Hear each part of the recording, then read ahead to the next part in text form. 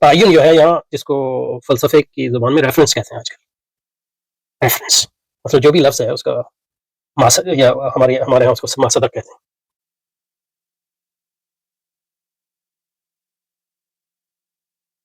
ماسدق اور ریفرنس. انسان جو لفظ ہے انسان بول کے یعنی علی جو ہے اس کا ریفرنس یا ماسدق جو ہے شخص ہے، وہ ایک شخص ہے. یہ علی کہہ کے آپ کو اس کو ریفرنس کو متعین کرتے ہیں، اور یہ ریفرنس جو ہے اشارے کے ذریعے بھی متعین ہو سکتا ہے.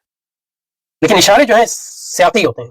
سیاق تو یعنی نام بھی سیاقی ہو سکتے ہیں، لیکن یہ کہ اب ظاہر علی سے کس علی کی مراد لے رہے ہیں آپ، لیکن یہ کہ اس اشارہ جو ہے اس سے زیادہ سیاق و سباق سے متعین ہوتا ہے، کیونکہ جس کی طرف آپ اشارہ کر رہے ہیں اور جو آپ کو دیکھنے والا دیکھ رہا ہے تو مشار علیہ جو ہے وہ ماسدق ہے. تو اس کو متعین کرنے کے لیے ضروری ہے کہ جو میں ہوں جس کی طرف اشارہ کر رہا ہوں اس کو آپ دیکھ رہے ہیں. دوسرے کانٹیکسٹ میں جو ہے مطلب یہ جو ہے یہ سارے، تو اس لیے اسماء اشارہ سارے جو ہیں سیاق و سباق سے مقید ہوتے ہیں. اس کو انگریزی میں آج کل جو فلسفے کی زبان میں اس کو انڈیکسیکل کہتے ہیں.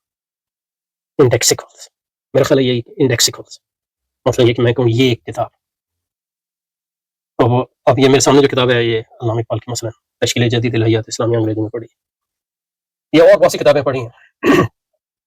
لیکن یہ کہ کسی اور کانٹیکس میں کہوں یہ کتاب تو سے اور کتاب مطلب تو یہ کا جو ماسدق ہے وہ سیاق کے ساتھ بدلتا رہتا ہے. اس لیے اس کو انڈیکسیکل کہتے ہیں.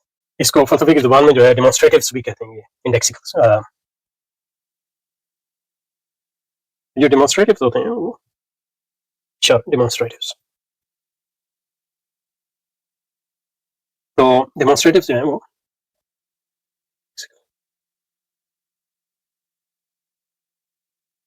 اس میں اسماء اشارہ بھی آ جاتے ہیں.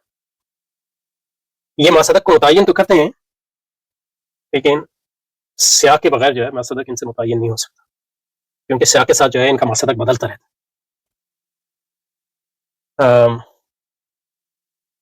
اور صرف اسماء اشارہ نہیں، مطلب اور بہت سی چیزیں یعنی مطلب یہ ہے کہ انڈیکسیکل یا سیاق سے متعین ہوتے ہیں. مثلا بہرحال مطلب یہ ہے کہ تو کسی چیز کو حواس کے ذریعے متعین کرنا، تو اشارہ حسی حواس کا مطلب کے ذریعے متعین کرنا کیا مطلب ہے؟